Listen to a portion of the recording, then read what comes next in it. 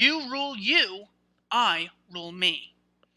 By definition, the absence of authority, no one would have the power or the right to proclaim, "This is how things will be done." Yet that is the only template of thought which most authoritarians have ever considered. Those who realize that they have neither the ability nor the right to control all of humanity do not think in terms of a master plan for the human race. Instead, they think in terms of the only thing they can truly control, their own actions. They think in terms of, what should I do about this? Instead of, what should I ask the masters to do about this? They're so arrogant that they are not so arrogant or delusional to think that they have the right or the ability to make choices for all of mankind. They make their own choices and accept the unavoidable reality that other people will make different choices. On a practical level, it is absurd to expect that a system of centralized control wherein a handful of politicians, with their limited understanding and experience, come up with a master plan and then force it on everyone else, would work better than comparing and combining the knowledge, ingenuity, and expertise of hundreds of millions of individuals via a network of mutually voluntary trade and cooperation.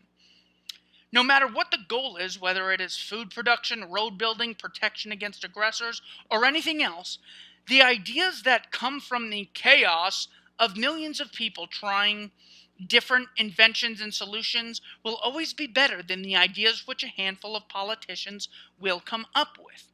This is especially true in light of the fact that, while politicians force their ideas on everyone via law, even if they are lousy ideas that no one else likes, free market ideas have to be good enough that others will voluntarily support them.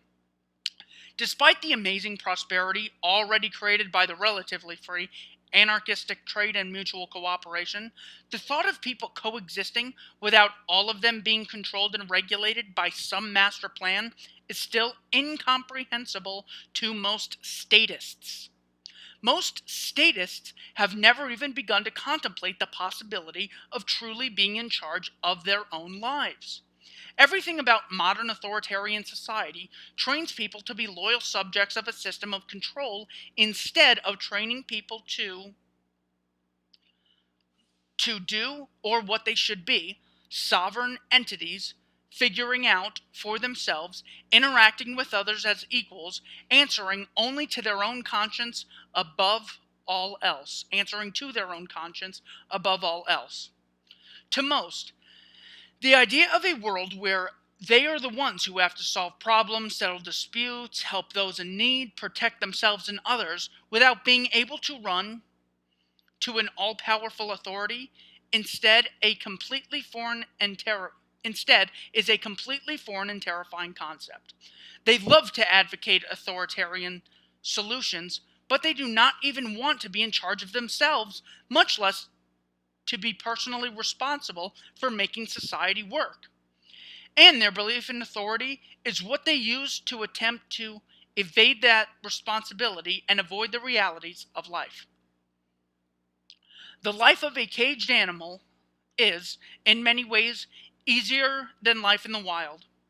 Likewise, life as an unthinking human slave can be more predictable and feel safer than a life of responsibility. But just as living in the woods makes animals stronger, smarter, and far better able to take care of themselves, letting go of the authority myth will force human beings to be smarter, more creative, more compassionate, and more moral. This is not to say that all people without the belief in government will be wise, kind, and generous, but if millions of individuals each understand that it is up to them personally to make the world a better place instead of merely obediently playing an assigned part in someone else's master plan while crying to government to fix everything, it would unleash a level of human creativity, ingenuity, and cooperation beyond what most people could possibly imagine.